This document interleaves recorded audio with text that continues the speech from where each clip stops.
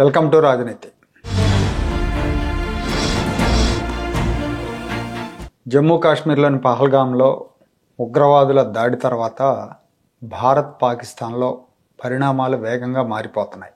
ప్రతీకారం తీర్చుకుంటాం, ఉగ్రవాదులకు మద్దతు ఇస్తున్న వాళ్ళను కూడా వదిలిపెట్టం, కలలో కూడా ఊహించిన విధంగా వాళ్ళ మీద కఠిన చర్యలు ఉంటాయని ప్రధానమంత్రి నరేంద్ర మోడీ గారు, రక్షణ మంత్రి రాజ్నాథ్ సింగ్ గారు హెచ్చరికలు జారీ చేశారు. ఉగ్రదాడి జరిగిన వెంటనే భారత మిలిటరీ ఉగ్రవాదుల కోసం గాలింపు చర్యలు చేపట్టింది. అలాగే భారత ప్రభుత్వం వాఘా సరిహద్దును మూసేసింది. పాకిస్తాన్ భారత్ మధ్య ఉన్న సరిహద్దును మూసేసి రాకపోకలు బంద్ చేసింది. పాకిస్తాన్ వీసాలు రద్దు చేశారు, దౌత్య సిబ్బందిని తగ్గించేశారు.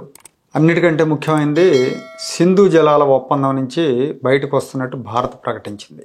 65 ఏళ్ల నాడు జరిగిన ఈ ఒప్పందం నుంచి బయటకు రావటం పాకిస్తాన్కి చావు దెబ్బని చెప్పాలి. దీని గురించి నేను తర్వాత ఇంకో వీడియోలో చెప్తాను, ఎలా నష్టం పాకిస్తాన్కి అనేది. ఇప్పుడు ఈ ఉగ్రదాడికి సంబంధించి ఇటీవల కాలంలో ఇంత పెద్ద దాడి జరగల. ప్రజల మీద 25 ఏళ్ల క్రితం అమర్నాథ్ యాత్రికుల మీద కాల్పులు జరిపారు తీవ్రవాదులు. ఆ తర్వాత ఇప్పుడే ఇంతమంది అమాయక ప్రజలు చనిపోవటం. ఆర్టికల్ 370 రద్దు చేసిన తర్వాత జమ్మూ కాశ్మీర్లో వస్తున్న మార్పులను వేర్పాటువాదులు సహించలేకపోతున్నారు. ఆర్టికల్ 370 రద్దు కాశ్మీర్ని రగిలిస్తుంది, కాశ్మీర్ని అగ్నిగుండంలా మారుస్తుంది, ప్రజలందరూ కూడా ఉద్యమిస్తారు దీనికి వ్యతిరేకంగానే వాళ్ళు ఊహించారు. అయితే వాళ్ళు ఊహించినట్టుగా జరగలేదు. పాకిస్తాన్ కూడా ఈ విషయంలో ప్రజలను రెచ్చగొట్టాలని చూసింది, బట్ కాశ్మీరీలు ఆ విషయంలో పెద్దగా స్పందించలేదు. ఒక రకంగా చెప్పాలంటే ఆర్టికల్ 370 రద్దు తర్వాత కాశ్మీర్ సమాజానికి కొంత మేలు జరిగిందని చెప్పొచ్చు. కాశ్మీర్లో టూరిజం పెరిగింది, టూరిజం ద్వారా వచ్చే ఆదాయం పెరిగింది. ఆర్టికల్ 370 రద్దు తర్వాత పరిశ్రమల స్థాపన, కొత్త పరిశ్రమలు వచ్చినాయి, బయట నుంచి పెట్టుబడులు వచ్చినాయి రాష్ట్రానికి. దాని ఫలితంగా ఉద్యోగాలు వచ్చినాయి, స్థానిక యువతకి ఉపాధి అవకాశాలు పెరిగినాయి, ప్రజల జీవన ప్రమాణాలు కూడా పెరిగినాయి. దీంతో ఏదో ఒక విధంగా రాష్ట్రంలో శాంతి భద్రతల సమస్యను క్రియేట్ చేయటం, శాంతిని దెబ్బతీయటం, తద్వారా కాశ్మీర్లోకి పెట్టుబడులు, పర్యాటకులు రాకుండా చూడటం అనేది ఉగ్రవాదుల ప్రధాన లక్ష్యం. ఖచ్చితంగా అమర్నాథ్ యాత్ర ఇంకో 4 రోజుల తర్వాత అమర్నాథ్ యాత్ర స్టార్ట్ కాబోతుంది. అమర్నాథ్ యాత్ర మొదలయ్యే ముందే అమర్నాథ్ యాత్రకి ఈసారి ఎక్కువ మంది యాత్రికులు బుక్ చేసుకున్నారు కూడా.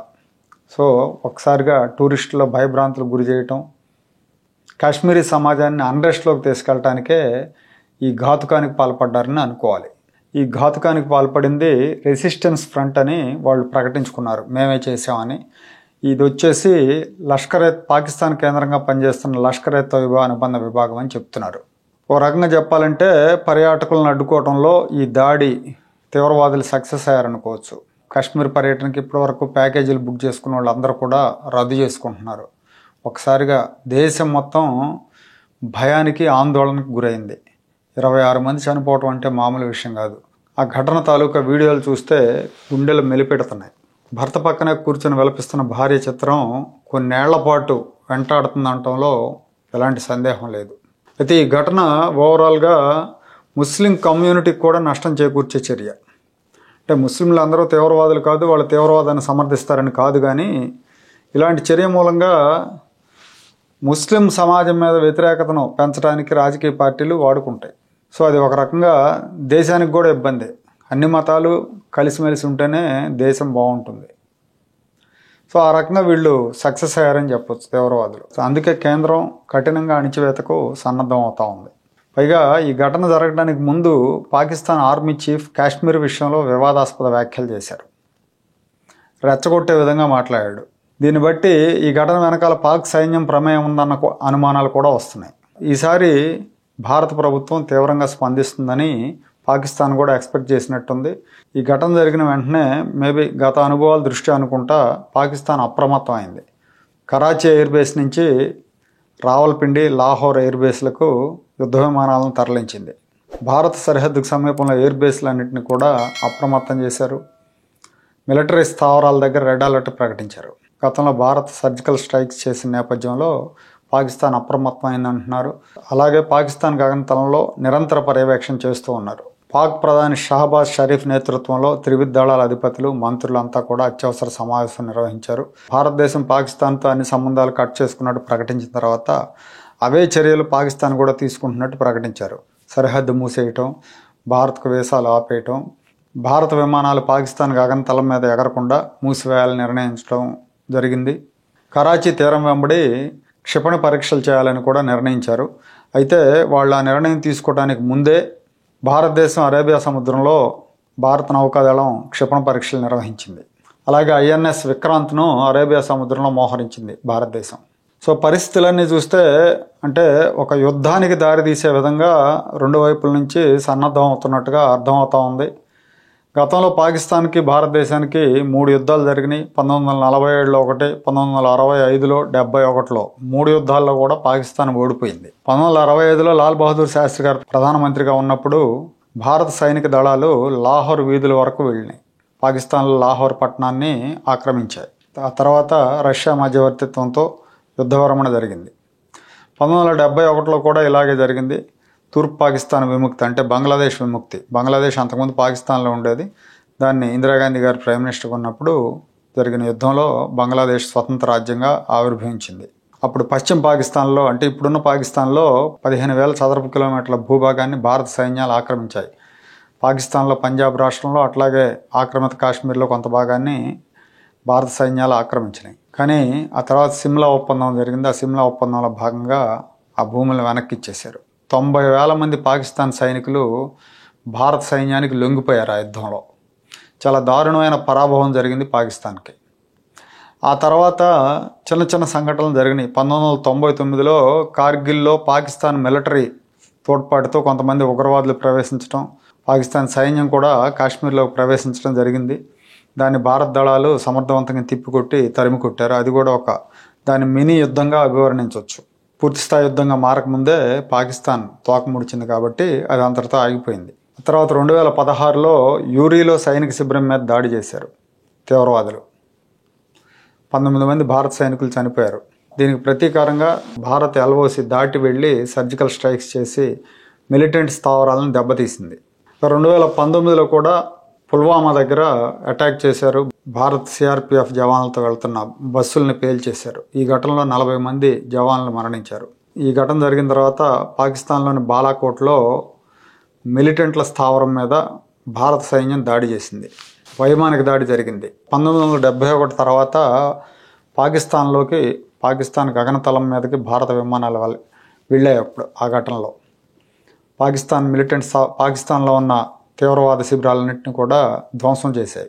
ఇప్పుడు భారత ప్రభుత్వం పాకిస్తాన్ మీద ఎలాంటి చర్యలు తీసుకోబోతుంది అన్న విషయం మీద చర్చ జరుగుతూ ఉంది. మీడియాలో, సోషల్ మీడియాలో ప్రజలు చాలా ఆగ్రహంతో ఉన్నారు, ఆవేశంతో ఉన్నారు. పాకిస్తాన్ పీచం అణచాలని డిమాండ్ చేస్తున్నారు. దాడిలో అమాయకులు చనిపోయిన తీరు, వాళ్ళ మతం అడిగి మరీ చంపిన తీరు ఇవన్నీ కూడా ప్రజల్లో ఆగ్రహాన్ని కలిగిస్తున్నాయి. పాకిస్తాన్కి బుద్ధి చెప్పాలని డిమాండ్ చేస్తున్నారు. ప్రభుత్వం మీద ఒత్తిడి పెంచుతున్నారు. అయితే ఇక్కడ యుద్ధం అంటూ జరిగితే అది 2 దేశాలకే నష్టమే.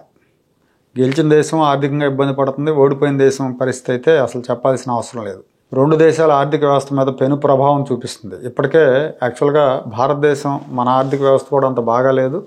కానీ పాకిస్తాన్ పరిస్థితి మనకంటే చాలా ఘోరంగా ఉంది. ఘోరాతి ఘోరంగా ఉంది అక్కడ పరిస్థితి. నిత్యావసరాల ధరలు అందుబాటులో లేవు. ప్రజలు పేదరికంలో ఉన్నారు. ఉపాధి లేదు. చాలా అసహనం ఉంది పాకిస్తాన్ సమాజంలో. అది వాళ్ళ పరిస్థితి ఇంకా పెనం మీద నుంచి పొయ్యిలో పడ్డట్టు అయిపోతుంది యుద్ధం వస్తే.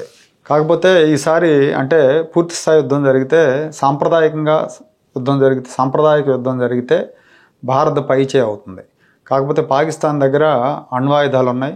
అంటే భారతదేశం దగ్గర కూడా ఉన్నాయి. కానీ తొలుత మేము అణ్వాయుధాలు ఉపయోగించం అని ఒక మ్యాండేట్ పెట్టుకుంది భారతదేశం. ఎవరన్నా మన మీద అణ్వాయుధాలతో దాడి చేస్తే మళ్ళీ తిరిగి అణ్వాయుధాలు వాడతాం, కానీ మా అంతటా మేము ఎవరి మీద అణుబాంబులు వేయమని ఒక మ్యాండేట్ పెట్టుకున్నారు. కానీ పాకిస్తాన్కి అలాంటి మ్యాండేట్లు ఏం లేవు. ఓడిపోయే పరిస్థితులు ఉంటే వాళ్ళు ఉక్రోషంతో అణుదాడి చేసే అవకాశం ఉంది. అప్పుడు ఇద్దరు నష్టపోతారు. కాబట్టి ఇప్పుడు పూర్తి స్థాయి యుద్ధం జరుగుతుందా, పరిమిత స్థాయి యుద్ధం జరుగుతుందా, లేకపోతే సర్జికల్ స్ట్రైక్స్ రూపంలో తీవ్రవాద శిబిరాల మీద దాడి చేస్తారా, లేదా దౌత్య మార్గాల్లో అంతర్జాతీయంగా పాకిస్తాన్ని ఏకాకించేసి పాకిస్తాన్ మీద ఆంక్షలు విధించేలాగా చేస్తారా, ఏ మార్గాన్ని అనుసరిస్తారో చూడాలి. దౌత్య మార్గం మినహా మిగిలిన మార్గాల్లో ముందుకెళ్తే అంతర్జాతీయ సమాజం మద్దతును కూడగట్టుకోవాల్సి ఉంటుంది. కానీ అంతర్జాతీయ సమాజం చాలా వరకు సంయమనం పాటించమని కోరే అవకాశం ఉంటుంది. అగ్రదేశాల విషయానికి వస్తే చైనా పాకిస్తాన్కే సపోర్ట్ చేస్తుంది. అదే సమయంలో రష్యా భారతదేశానికి సపోర్ట్ చేసే అవకాశం ఉంటుంది. అమెరికా మాత్రం సన్నాయి నొక్కులు నొక్కుతూ సపోర్ట్ చేయొచ్చు బహుశా భారతదేశానికి, అంటే నా అంచనా అది. కాబట్టి ఇప్పుడు భారత ప్రభుత్వం ఏం నిర్ణయం తీసుకుంటుందో చూడాలి.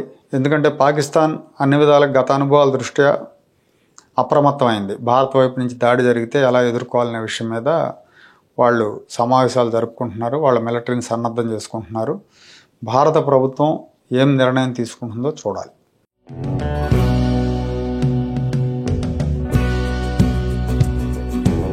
Like, share and subscribe to Rajaniti channel.